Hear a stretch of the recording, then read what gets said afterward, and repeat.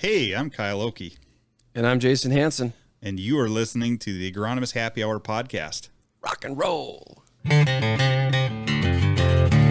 why they drink vodka over there. You're better off spraying the vodka on those last quarters.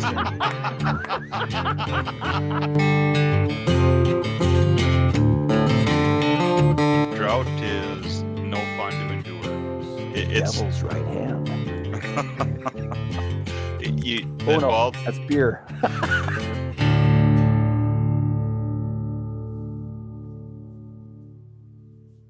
Well, welcome back, everybody. You are listening to the Agronomist Happy Hour. And yet again, we've got another really good one for you.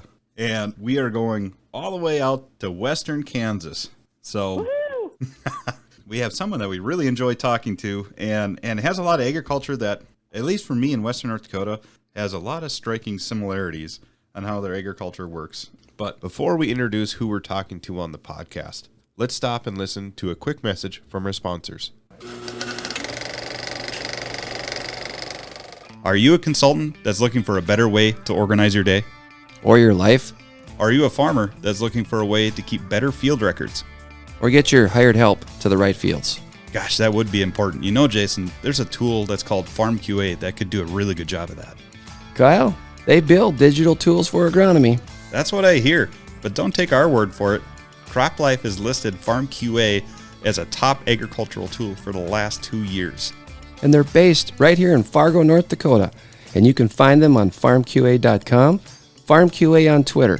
And who do we always say to find out for more information? That'd be our good friend Ben Munson. He will hook you up. Check him out.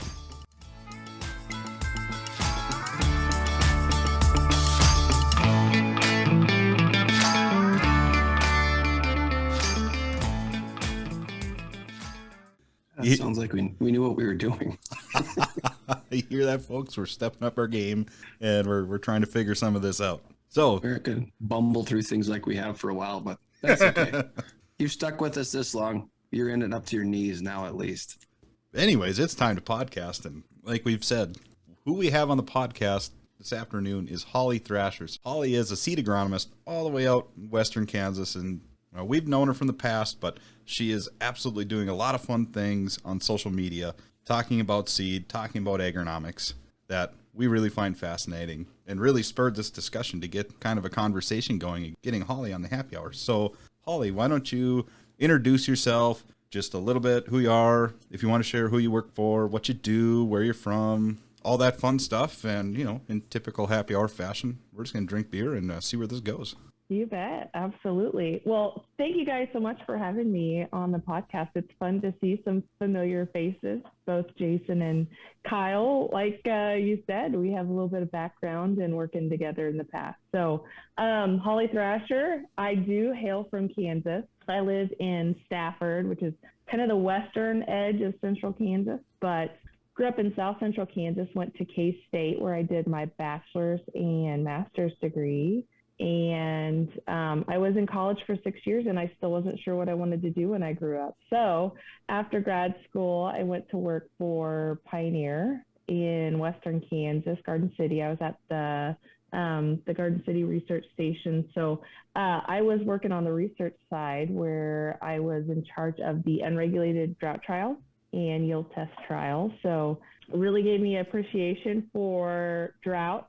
Obviously a big concern for us here in Kansas, and then also research, seed development in general, and the products that get brought to the market, the timeline and everything that goes into that. So was there for just under 3 years, and then I was a technical seed manager there for 6 years, and then had the opportunity to get to find a different job. And so I worked for LG Seeds very, very briefly, where I found that you kind of stumble into jobs that you're like, this is just not the right culture or job for me. So I was there briefly, and then went to work for FBN. At the time, they were looking for some agronomic support and educators. So worked with them for about a year. And then I had the opportunity to come to work for Bayer as a DeKalb Asgrow technical agronomist, which has been a great position for me, a great company, great culture. It was getting to work with some people that I knew from past careers and jobs, and it's a ton of fun. I love it. So I get to support the DeKalb Agro business for pretty much where I live in Stafford West, with the exception of like far northwest Kansas. So representing the brands and educating dealers, working with growers, working with my field service reps on educating them on products. So it's a great role that I always say that it's kind of like the perfect space between research and sales, because you're not really doing either one of those things, which is good because I don't think I could do sales at all. And I've done research and I appreciate research, but I'm way too much of a people person to just do research. So it's kind of like a great space to be between those types of jobs. That's a good way to explain it. I think every seed company has their, whatever they want to call them, they're all technical agronomists. Mm-hmm. The way you want to look at it, I think some get called product agronomists, some are technical, some are just agronomists, but you kind of serve as that conduit between plant breeders and research and the people who are actually physically helping position things on the farm. Right. Yep. Absolutely. So it's kind of fun. You have to take some really technical stuff and then try to explain it in a way that's not as technical. Yeah. Maybe that's the best way. Very true. Very true. So I have relatives in Abilene and Manhattan, Kansas. Mm-hmm. And when we travel down there, it feels very eastern North Dakota-ish, weather-wise, that type of thing. Is Western Kansas probably like Western North Dakota to some degree? Yeah, I would say so. Western Kansas, we have limited rainfall, a lot of irrigation, not a lot of humidity. We deal with elevation in Western Kansas, especially in Northwest Kansas, which really kind of changes the game in how you manage products and in your crops. A lot of heat, a lot of drought generally. So yeah, I think it probably does line up a lot with that Western North Dakota environment. How was your drought this last year? We were really dry last year. We started the year off, the planting season off in really good shape with some moisture. So Scott City, which is like west central Kansas, they actually had what they call a 100-year rain event, where they got like 5 inches of rain in one shot. So we had some pretty decent moisture right around planting, and then it just turned off. So we were under a lot of drought conditions this past year. And then in the fall, we just didn't catch any rains. So we're pretty dry right now, and it's a geography that, especially far western Kansas, a lot of the acres that get planted, it's so up in the air, dryland acres, whether or not they'll get planted to dryland corn up until that point in the spring, whether or not you've got moisture or not. So before we continue on this topic, because I want to dig in more on just your guys' current conditions and how this past year went, but just explain Kansas agriculture for someone that's not from Kansas, from east to west, north to south.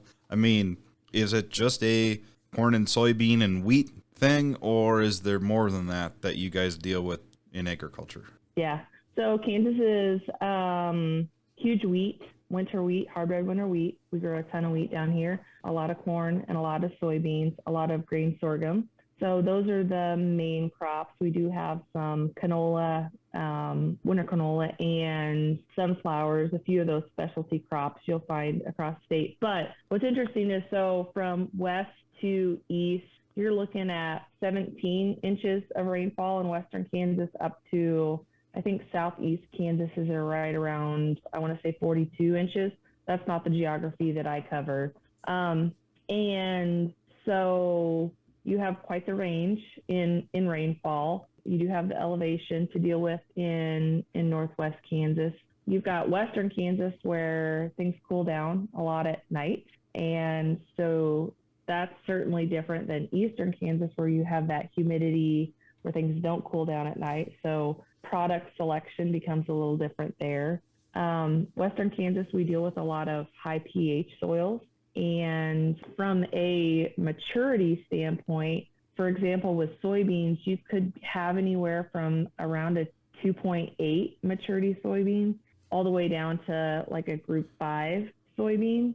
So huge range in maturities. And then the corn, you could have as short as 95 days. That's not typical, but some 95-day all the way up to 120-day maturity corn. So just huge differences in the maturities that you deal with. We have with our wheat acres, we have a very large double crop market for soybeans. So if we have timely rains and soil moisture, we do have a lot of double crop soybeans that go in after wheat, because we do have hard red winter wheat that typically, that south central geography is getting cut the first part of June, mid part of June.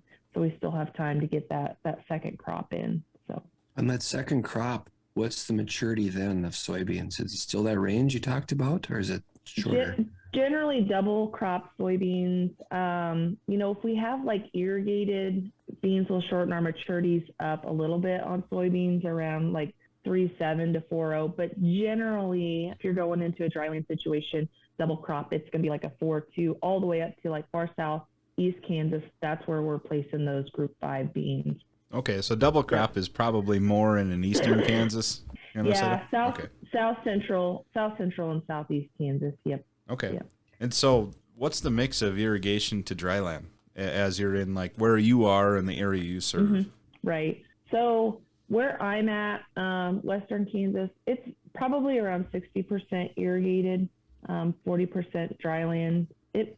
In the key areas that I cover. So we do have quite a bit of dryland, and it kind of just depends on where you're at. If like Southwest Kansas, Jason, you've been to Sublet America. There's a lot of pivots up. So there's a lot of there are just those areas where there's a lot of irrigation versus south of Hayes, Kansas. There's not as much irrigation in that geography, or further north, there may not be as much irrigation. So that's more of our dryland sector. In your opinion, in your area, what does the wheat crop look like right now? Like doo-doo. Not good. just dry? Very dry, very dry. And then in addition to being dry, we had that big windstorm back in December, which caused a lot of static electricity issues with the wheat crop. So it's looking pretty rough. It is looking pretty rough. We have a lot of wheat acres out this year. Guys just kept drilling wheat. It got into November and it was like, just park already, be done. But guys just kept going with commodity prices where they were. And kind of sounds like North Dakota when you get good seeding conditions early and the wheat goes planting really well. It feels like more wheat gets planted than they want. Yeah. But when it's going good, like we shouldn't slow down.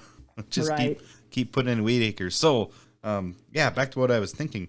Rewinding back to this last season. So it sounded like you guys started in all right shape, and then things kind of went dry from there. So I mean, Kansas crop conditions were relatively okay besides being a dry season.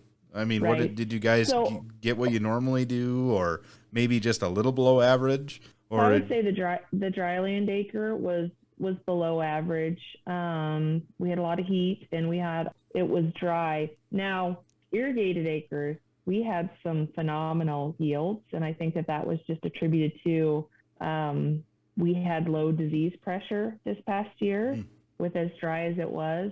And I know the guys that were irrigating were just thinking, oh my goodness, is it ever going to end? Are we ever going to get to the finish line with watering the crop? But, in September, we had no reprieve. And I remember thinking that we were getting to the point where I thought that we were just going to really kind of taper off on our yields, and the crop was finishing pretty fast because of the because of the heat and how dry it was. We had just some phenomenal yields.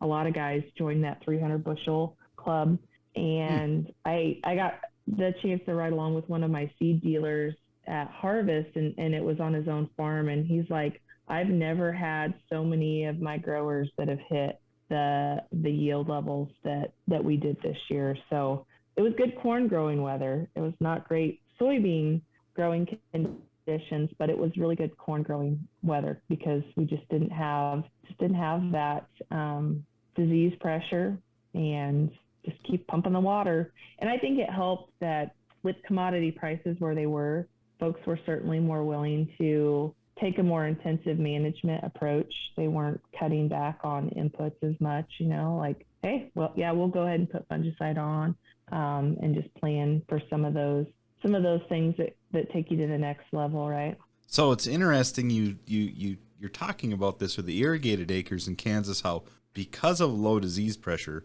you saw incredible yields. Now, we can say the same thing, but not in North Dakota necessarily. I mean, we were in a different situation, and we can always back up and help explain that. But go to Iowa or go to southern Minnesota, and those guys on their dryland acres knocked out some incredible yields.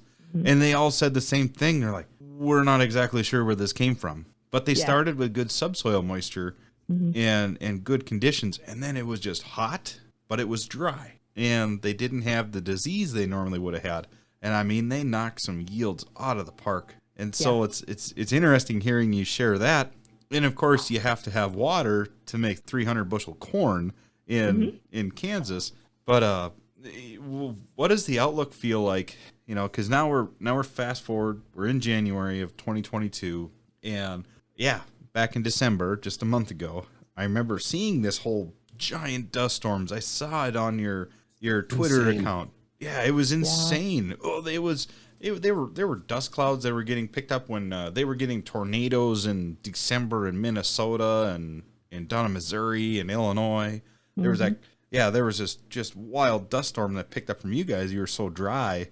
And so it's a completely different situation than you were a year ago. I'm just curious, how do you think that's going to affect production? I mean, you have irrigation. You can kind of control that a little bit, but I got to imagine that that's going to put a big strain on. I mean, I don't know if you guys are limited by the amount of water you can use or anything like that. So maybe walk through for us just listening about that. Even if you're irrigated, I got to imagine the drought's going to affect everyone unless we see some kind of recharging moisture. Right. Which hopefully, I mean, generally our spring rains are in that March, April time frame. We start seeing some timely rain. So hopefully, fingers crossed, we get into a little bit more of into a better position with our moisture. I think, and I looked at this yesterday, so far southwest Kansas, so like Johnson City, Elkhart, Big Bow, that area, Ulysses, kind of that way southwest. They're, I think, D3 in their drought rating. We're still technically just in an abnormally dry situation, so we could be worse. That said, yes, I think that we're going to need some really timely spring rains, especially for the production on those dryland acres. Irrigated, we do have limitations around some of our ability to water, but ultimately it just, like everything, depends on what Mother Nature throws at us. Does your product line, do you work with sorghum? I do work with sorghum, yes. If there was anything last year on Twitter that just captured my imagination, it was that crop. And I don't know why. There was all of a sudden, there was like all this sorghum stuff. And if, we got maybe some sorghum Sudan crosses or Sudan grass, and it's chopped for silage and all that. And to kind of see that getting talked about, the amount of water it uses compared to corn and yields. And it was just very captivating. Right. So I don't know squat about sorghum other than it's like really cool on Twitter. And I really want to plant some just to see how it would do up here. It is itchy though. Oh yeah, it is an itchy crop. No, we do have a lot of grain sorghum, specifically in those areas where we have those dryland acres, and we are low on moisture. I think what a lot of the driving factor for last year's crop was commodity prices. So at the time, China was really demanding a lot of sorghum exports. And so that really drove up a lot of the sorghum acres that got planted. Guys saw, from an input standpoint and a profitability standpoint compared to other crops dryland, that it penciled out really well. So 2 years ago, so 2020, we had fantastic grain sorghum yields because we had a lot of, so we were really, in 2020, we were really, trying to remember now, we were really wet in July. And then in August, we were dry. But we had a lot of timely rains in 2020 that really drove some pretty incredible grain sorghum yields. And then this past year, there was an uptick in those acres, and we had more of a normal weather pattern. So yields were average, I would say, maybe a little bit below average in some situations. So curious, what's an average sorghum yield? It depends. In some really tough dryland situations, 75 bushel. We had dryland grain sorghum in 2020 that was 150. So a lot of guys will try to, if you have limited water, they think, well, I'm going to go, rather than plant corn, I'm going to go plant 200 bushel, or I'm going to go grow 200 bushel grain sorghum. It takes a lot to get 200 bushel grain sorghum. So that takes some pretty intensive management to get to that level. But I would say that we had a lot of 150 bushel grain sorghum in 2020, just because we had pretty decent growing conditions. So what is it with that crop? So I'm still fascinated by it. And so I know it's itchy now. Right? It is itchy, yes. Yeah. So grain is that when sorghum is itchy. So when you're harvesting it, that's where the itchiness comes from? Okay. Yes. Or if you have to go walk grain sorghum, especially after it's headed. Yeah. So the thing about grain sorghum is that it tillers, so kind of like wheat, where we have the ability to put on additional heads given what our conditions and season are. It also, like, from a leaf standpoint, it's very like powdery, waxy, so it doesn't lose water or lose moisture the way that corn does. It also has and in grain sorghum, you'll see, if you go look at a product guide, there's pre-flowering stress ratings, and then there's post-flowering stress ratings. So grain sorghum has the ability under stress to essentially just shut down, quit growing until you get moisture again. So it's a very interesting crop, and one that before I came to work with Bayer, I hadn't worked with in the portfolio of any of the other companies that I'd worked for as much. I did not know that. Yeah, I've always understood sorghum as a drier weather crop, and at least in my head, there was this teetering line as you went west, and for us as you went south, but then as you were west of a certain line where you had little rainfall, that sorghum seemed to be the higher acres versus corn, just because you could economically produce more marketable bushels. Mm-hmm. Yeah, exactly. And so with some of the key growing areas where sorghum is raised, South Texas, where agronomically they're looking for different things. So they have more humidity, more moisture, So they're looking for disease type resistance that we don't have to deal with.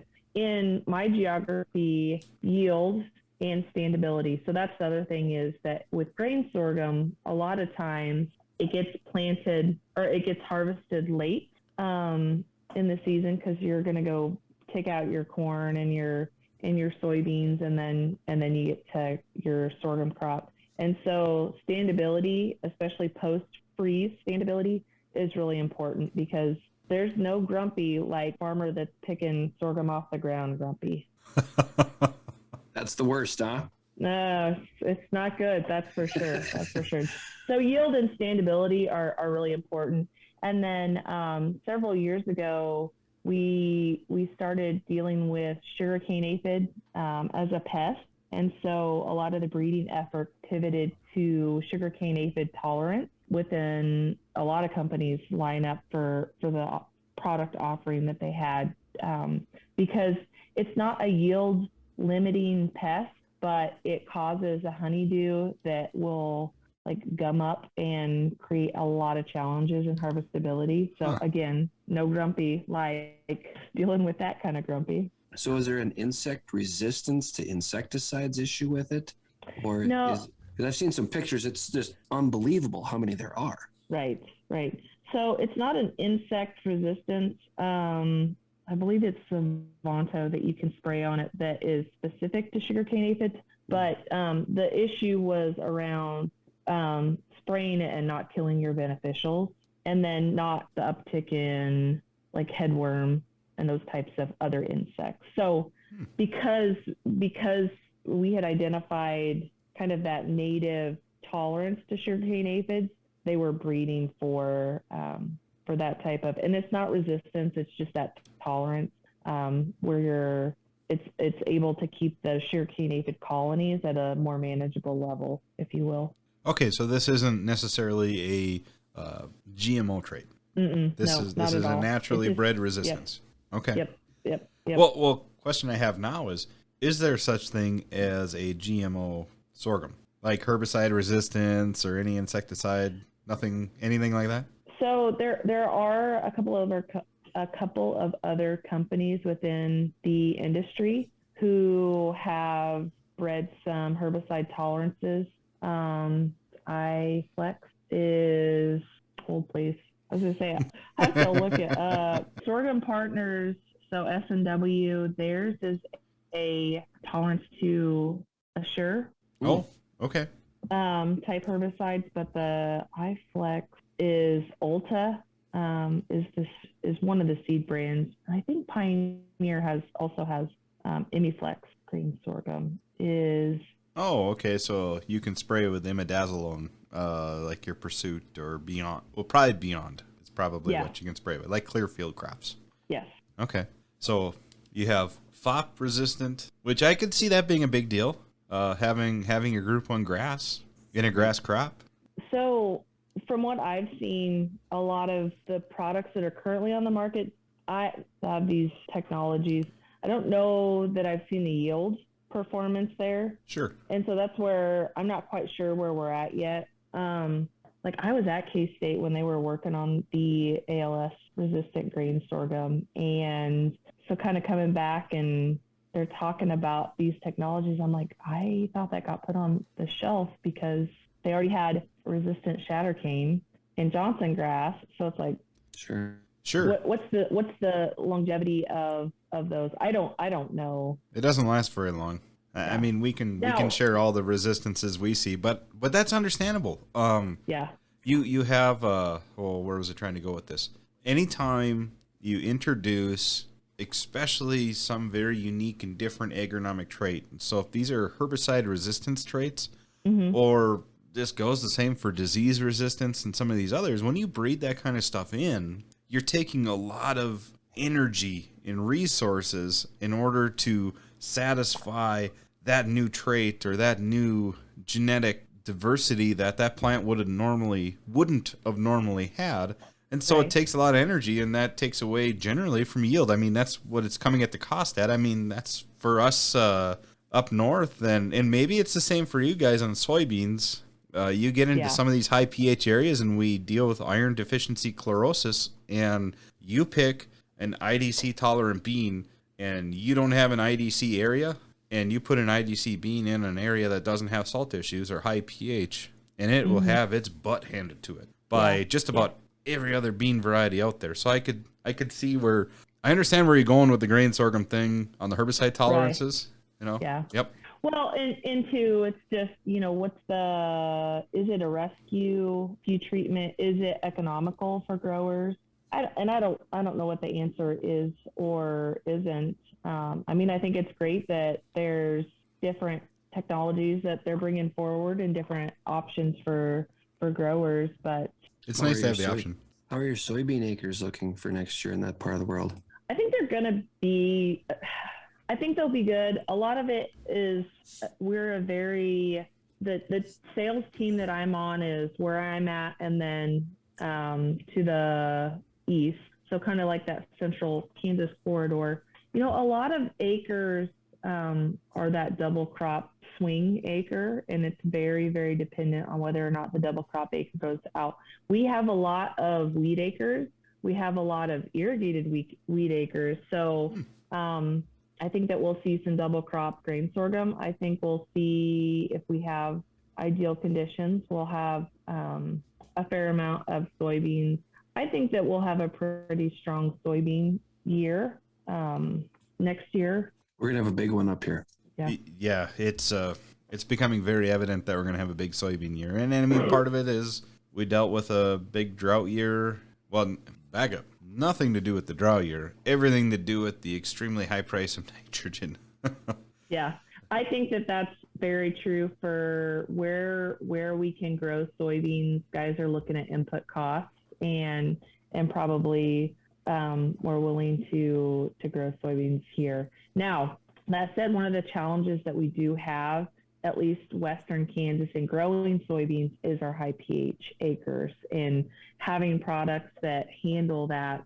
We're in a maturity that typically, and across any brand I've ever worked for before, they don't do a lot of screening from a breeder standpoint on soybeans in this maturity. I think a lot of times that is a characteristic that they're screening heavily for in those early RMs, where like Minnesota, Iowa, North Dakota, where they have those high pH acres. But we're kind of such a niche market in maturity for high pH that we really have to work hard to identify what's going to work for us. And to your point, Kyle, around having a bean that has high pH tolerance, that if you're going into an irrigated situations where a lot of the pH that we can deal with is because of cut ground.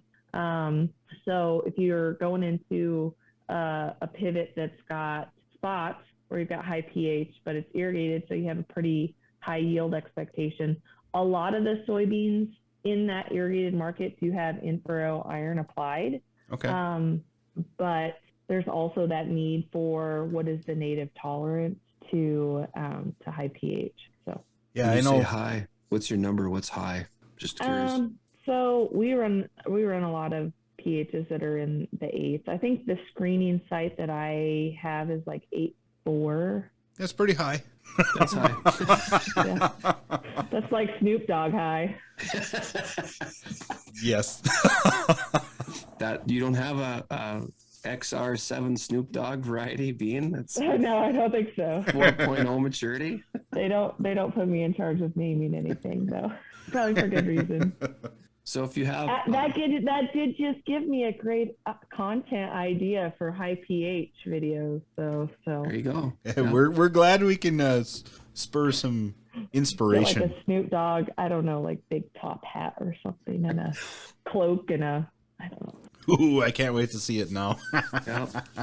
So if you have high pH, is your market, is kochia a problem in your market with those high pHs as a weed, or is not so much? Kochia was a big issue for a long time. Now, I mean, I feel like we've probably gotten a pretty decent handle on kochia. The problem that we have now is palmer. So Okay. deal with a lot of palmer amaranth, palmer pigweed. So We still get our butts handed to us by kochia, but we haven't the palmer thing, because of your guys' dealings with it. Mm-hmm. Scares the hell out of us. Mm-hmm. But I'd say water hemp is the one that's really been giving a lot of heartburn in the eastern part of the state. Yeah, I was gonna say east, they have water hemp. It's not as big of an issue for us out west, but yeah, pigweed. Oof, that's been definitely a very difficult weed for us to control. Yeah, we've had some we've had some feeds, some screening, some things that get shipped up from Kansas, and they've got that's where some of the Palmer has entered the state in CRP mixes or that. And I don't know how you distinguish or screen that because its size of seed is very similar to other things that aren't an issue, but if they get into those mixes, and that's interesting because I would say 18, 19, 20, those years probably normal kochia, feeling maybe getting a handle. We get dry in 21 and we got it handed to us. Terrible. Yeah. And so we're big wins again like you had, and I'm out doing some soil sampling, and there's kochia blowing by, and they're spreading seeds, and it's coming from people, farms, and they're going across this farm and they're going across the next farm. So there's going to be a big issue. But yeah, the thing that scares me about this Palmer thing is hearing you talk about, hey, yeah, we got a handle on kochia, but this whole Palmer thing came in, and sure, maybe you got a handle on it, but this Palmer thing is maybe just that much worse. But Palmer seems to be a southwestern United States origin issue. And so I know it goes all over the South that it gives issues, but it seems like, and at least this is how it's always been explained to me, or at least how I've always interpreted the issue, is that either you have a Palmer issue or a water hemp issue. And I'm sure there's people listening, and I'd love for you to share that you deal with both. Or I'm totally wrong, but it seems like Palmer is maybe more of a droughty tolerant, can handle some of those. Oh my goodness, yeah. Like there's pigweed that this spring in my driveway, my rock driveway, was like this tall, putting on. When Holly means this tall, she is holding her fingers up, showing roughly 1 inch in height.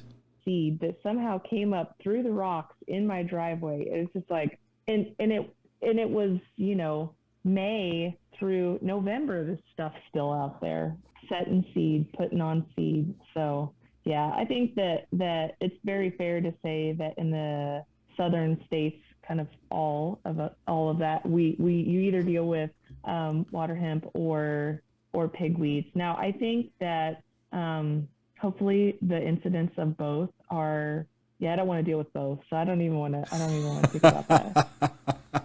Your market out in that part of the world is it? I know Kansas has a big influence of independent crop consultants. You deal with that as far as in the territory, farmers and that type of thing? Just looking for a description of that, or what's ag retail like, that type of thing. Right. So in this geography, ag retail does have some presence for crop consulting, but primarily there are a lot of independent crop consultants, as well as there's two companies. One's CropQuest, the other one is Servitech. Yep. Have a footprint and origin in Southwest Kansas. So a lot of crop consulting goes on out here. So large farms where, especially because of the irrigation and the irrigation scheduling, obviously just all of the in-season scouting, there's a pretty, I want to say the number is probably around probably around 300 for the number of consultants, pretty easily across like independent consultants and then CropQuest and Servitech. Yeah, so that's a pretty good sized group. Yeah, it is. And what's interesting is I put something on TikTok just asking, like, because we deal with so many different crop consultants here, what's it like in other geographies? Is it led by ag retail? Is it your seed dealer that comes out and does some field checks with you? Do you have, because out here, that's primarily a weekly field check, irrigation scheduling your herbicide programs and when stuff needs sprayed, etc. That's what I find uniquely interesting about the consultants that you were just explaining versus ours. We're dominantly dry land. So the irrigation and scheduling irrigation and knowing when and how much is a completely foreign topic for most North Dakota agronomists. There are exceptions. We have pivots, we have irrigation, but that if you were to poll North Dakota independent consultants, it's a small number that have to deal with how to deal with irrigation schedule. Yeah. Well, and certainly like I crop consulted 2 summers in college. So mad props to people that crop consult because it is like a grind for sure. And you get to the point where irrigation scheduling is when you're at those moisture uptake times, your evapotranspiration. I mean, you're using like more water than you can put on. So it's just like just keep the pivot running. So it's not necessarily a you get to stop the pivot, but it's just, a measure of where you're at. And I think that speaks to you hit 300 bushel yields. A lot of that is the intensive management that goes into it, but it's eyes and boots on the ground every week, checking that crop and ensuring that everything that crop needs is taken care of. There's science in agronomy. We know that. But you just explained that there's a lot of art in agronomy too, because I mean, we've said it several times before. We both have, where there's just things that when you spend that much time with farmers, spend that much time in the field, spend this much time week to week monitoring crop, you just have a feel for things. And sometimes it's hard to, with precision, explain why you're doing something. You just go, my gut says this is what we're doing, and this is what we got to do to make sure that we're going to get, the best return possible. Absolutely. Well, there's that. And so many of these crop consultants have been in the business for a long time. And I'm fortunate enough that I get to work with them a little bit and just to kind of pick their brains, like the agronomic knowledge that they have, and just to be able to know what areas in the field, always are problem areas, right? Like they know where to go and check and prioritize their time in a field. But yeah, it's a interesting component to Kansas agriculture that I think is maybe a little bit different, certainly than other geographies. There was something different that I experienced too. So I don't remember, it was probably 2001, 2002. I got the opportunity to go to K-State, and they had, if you ever traveled through the state of North Dakota and then the state of Kansas, probably one of the biggest differences is that there are a lot of bins on the farm in North Dakota, and there was a lot of big elevators in the state of Kansas. Yep. K-State hosted a stored grain symposium, and it's still to this day one of the best meetings I've ever attended because it was so different in ag that I've ever went to.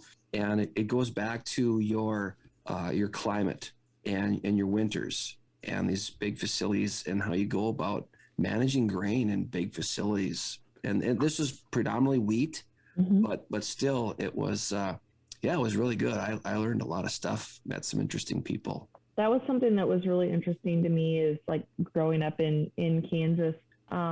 When I crop consulted in college, it was in Nebraska. And that was one thing that struck me when I was headed up to where I was going to do my internship, is the amount of on-farm storage that they had versus, I always kind of call it like you kind of look at an elevator as like a castle on the landscape a little bit, The other thing that struck me when I went to Nebraska, and I had to call my dad and tell him this because he's a case mechanic, is I was like, Dad, there are actually red tractors in Nebraska. I just couldn't believe it. Well, that surprised you. They got a big letter N for their university. So, and for knowledge, right? Yeah. Sorry to all the Nebraska listeners. One of the best experiences I had, and I don't remember it. So there are two teams that we follow, of course. I'm an NDSU graduate, and because I have family in Manhattan and Abilene, we've followed K-State for many years. I like it. Going back, Darren Sproul's still one of the best players probably ever in not only K-State, but the Big 12. And we went to the game in Manhattan. Nebraska was ranked. K-State was ranked. It was the throw in the snow game. And that was absolutely insane of a game. I've never been to something where it's snowing. The game's going on. The game gets over. We rush the field. They tear down the goalposts. We go down to Aggieville. You can't move. It's shoulder to shoulder. And then later on that night, we're at this bar, and they got this hole in the roof. And all of a sudden, the cops are coming down Main Street with the lights on. And the stadium's, I don't know, it's 1.5 miles, 2 miles away. here come the goalposts, and they put them up in the hole that's in this bar. And then it got really insane. Yeah, we had some good times in Manhattan at Aggieville, K-State. It's fun. It's a good school. Well, then our head coach from NDSU is now the head coach. Yeah, Chris is it Kleiman? Yeah, Kleiman. Yeah, football. Yeah, absolutely. Yeah, so it's pretty cool. It's connections. That's right. Wish Nebraska was still in that league when they left the Big 12, to go to Big 10 and now the Big 10 West. There's just some of those connections and rivalries. It's fun when you drive. When we drive down, when you're in Nebraska. And when you cross that state line, when you're in Kansas. You don't even have to have the sign there. It's the color change. Yeah. That was a good save there. I thought you were making a dig on Nebraska football. I will say that there's something to be said for everybody in Nebraska is a Nebraska fan versus, you get into Kansas, there's Kansas and then there's K-State. And so, you don't ever want to mess those two up or mistake the two. Is there like is there a geography there? Is there like a Mason-Dixon line, so to speak? Or how does one choose where their allegiance goes? Kansas to K-State. I don't think that it's a geographical thing. When I was in Garden City, there were tons of KU fans. Very strange, but not what you would expect. But very much just kind of the segregation, like many states, where one's the ag school and one's kind of more the liberal arts type university. My kid's college fund has on it that the only way any of that money is going to Lawrence is if they're going to be a doctor. They're not allowed to go there unless they're going for med school. There you go. That's okay. My daughter says she's going to be a doctor, so I don't know. I may be eating crow. I'm not going to ever get anything KU, though. Sounds like you're a little conflicted. Maybe. It's partly by the sport, too. K-State's been dominant, and with Bill Schneider and now Chris Kleiman on the football side, and you've had a long history with KU and their basketball program. Yeah. And we had Jeff Boschee. Valley City went down there. That was a big following.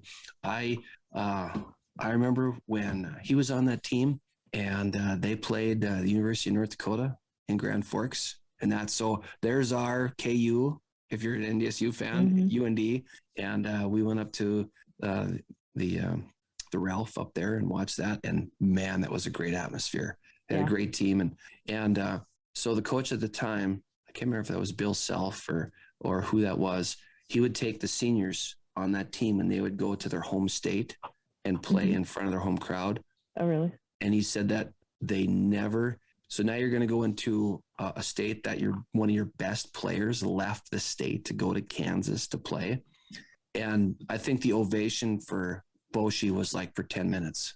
And he said, it was that doesn't happen. It's never happened anywhere because they're like booing us. Yeah. We were just, hey, good for him. If you can go there and play and be good, go for it. That's on you, I will say though, my grandpa was a huge Roy Williams fan. So I did grow up with watching KU basketball just because my grandpa really, really liked Roy Williams as a coach. But then when I went to K-State, I was like, no. That's when they teach you can't like KU. Well, regardless, it's always good to get to different parts of the country.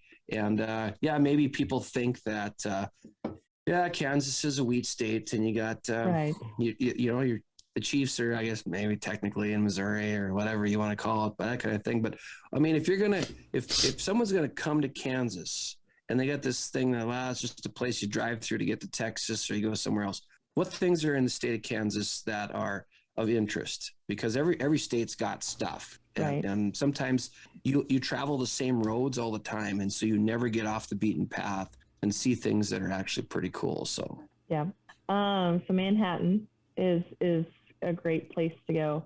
The Flint Hills in general, I love driving through the Flint Hills. They do scheduled burning all spring, and having gone to K-State, it was always just so incredible when they would be burning the Flint Hills in the spring, just kind of, you go out at night and it's they've got these huge fires burning off the prairie, but that's incredible. It's not close to me, but something that's kind of interesting, Southeast Kansas, Big Brutus, which was like the big coal mine digger.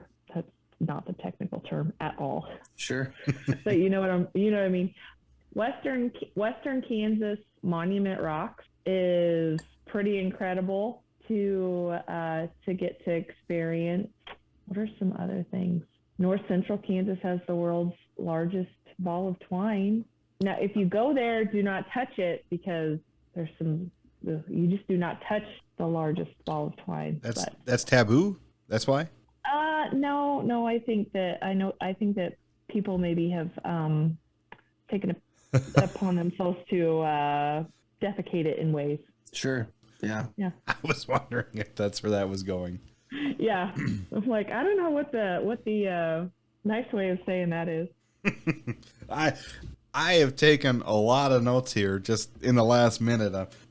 Me and my wife love to go pull our camper around and travel and go different places. And so you start planning trips. Like, sure, we like to go to the same places once in a while, but it's always like fun to go somewhere different. And, you know, Kansas is one of those places that I don't think hits a lot of people's radars. And so when you hit, you know, like, hey, where are the places to go check? And I hear the Flint Hills, the Big Brutus, so the coal mine. You know, that's that's kind of a cool deal. Or Monument Rocks, or the largest ball of twine. I mean, who hasn't heard of the largest ball of twine?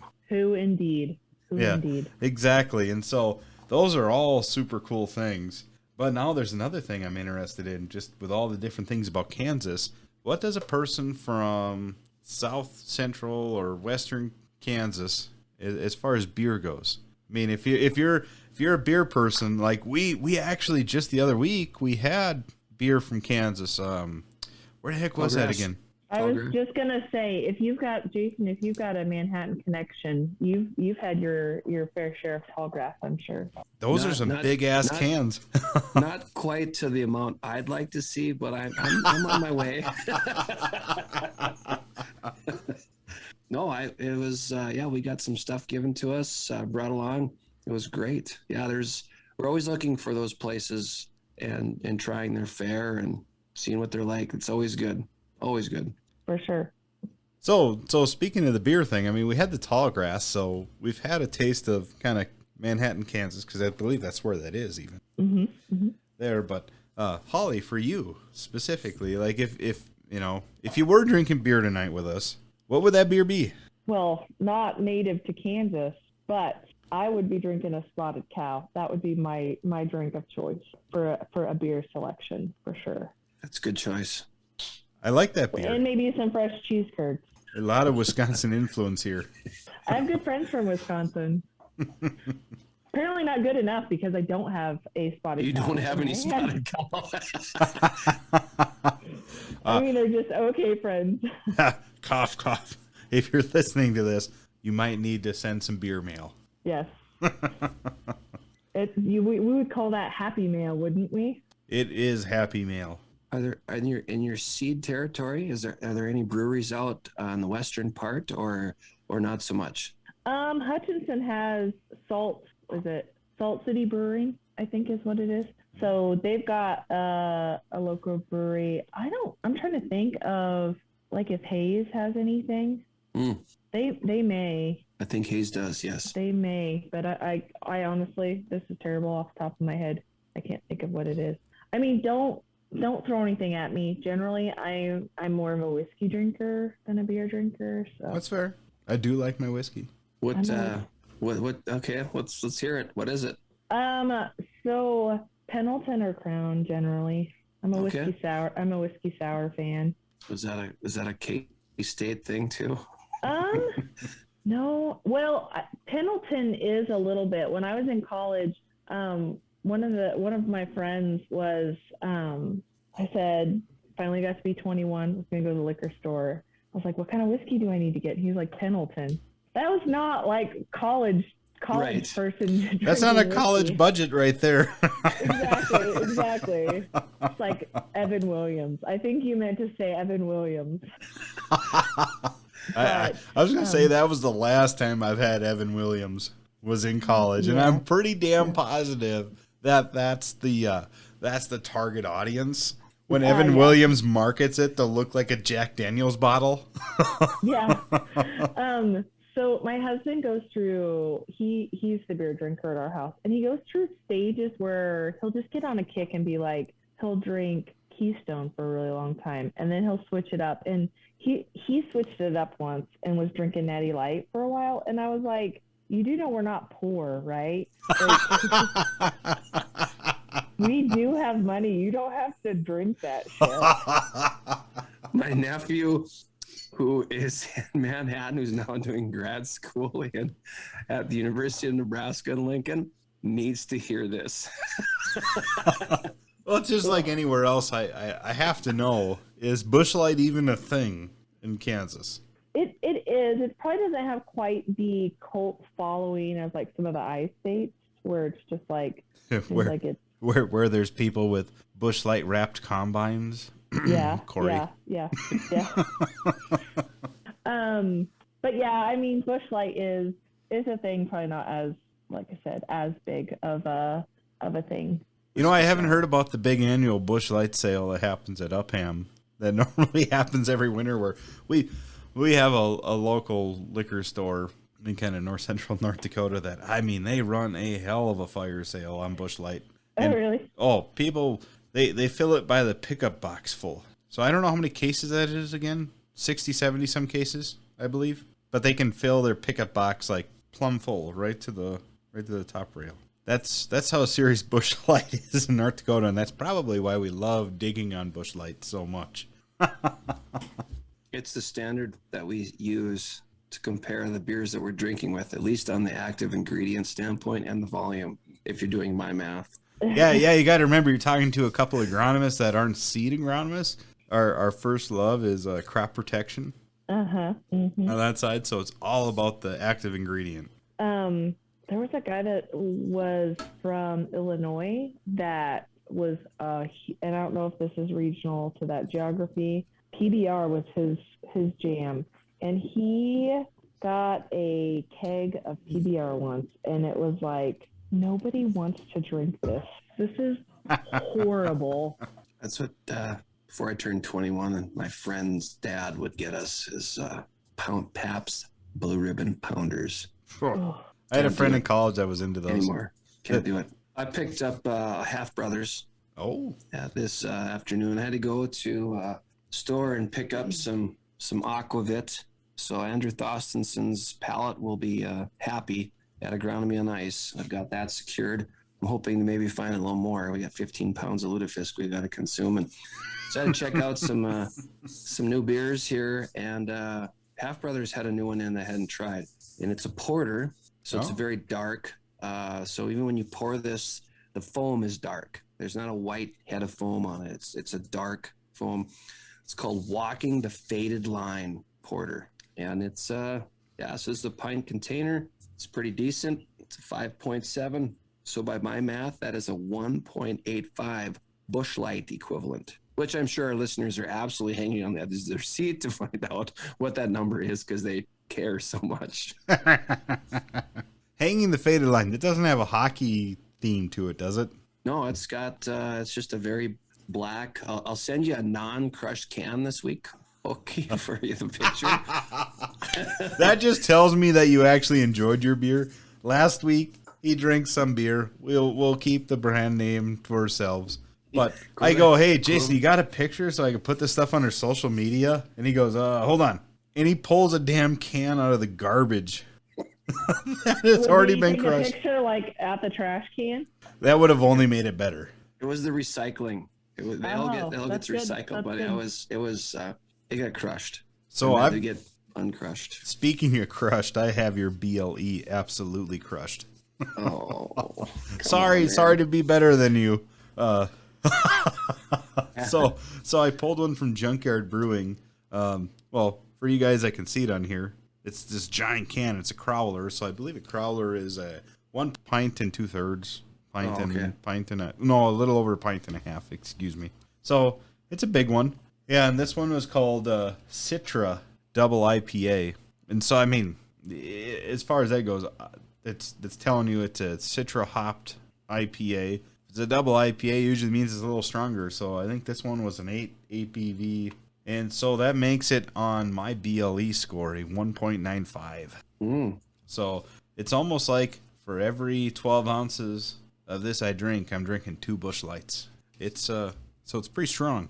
Question: is a crowler the same as a silo?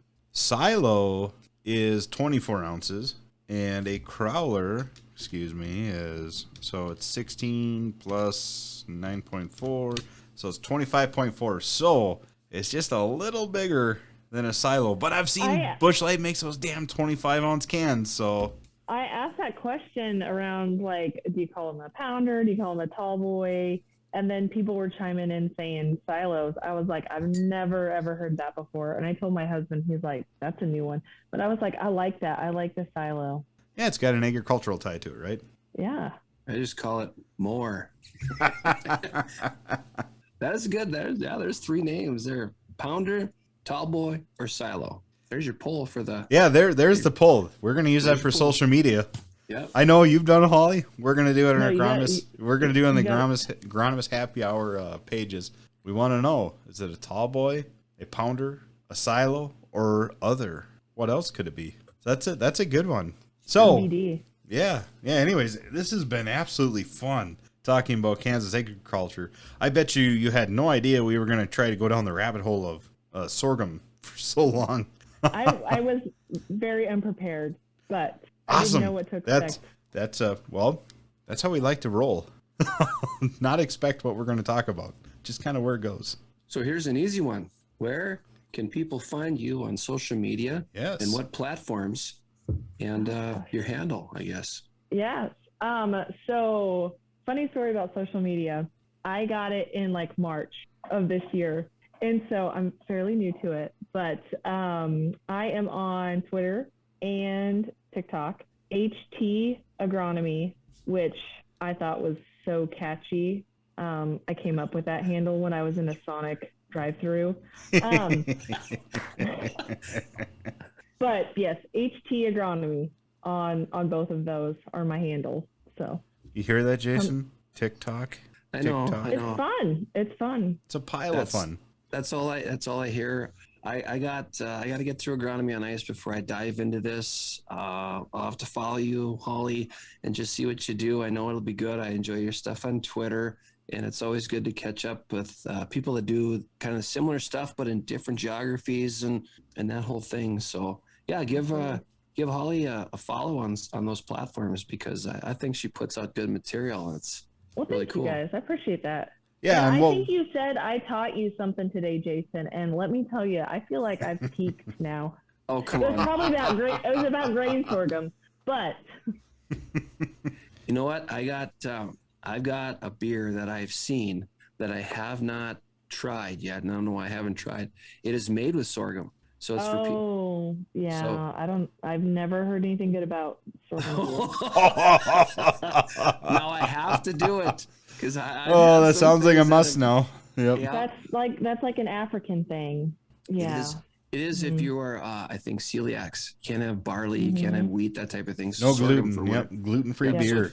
So it fits in there. So I'm just curious as to what the taste is. It was not cheap. It was. I mean, I say that, and you just talked about the whatever your drink after your fish drink was. Aquavit. Aquavit.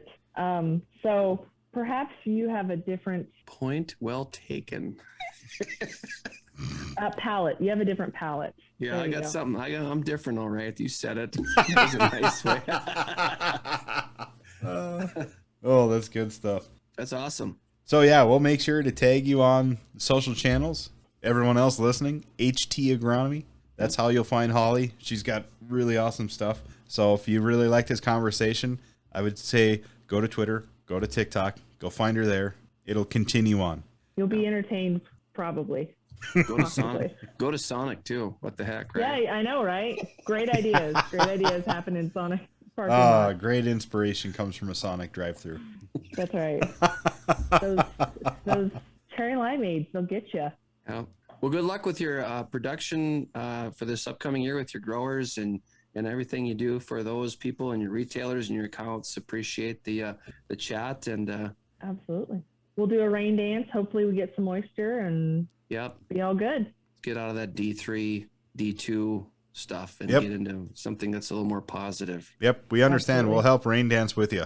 We all need All it. right. We'll synchronize. Maybe that'll help our chances.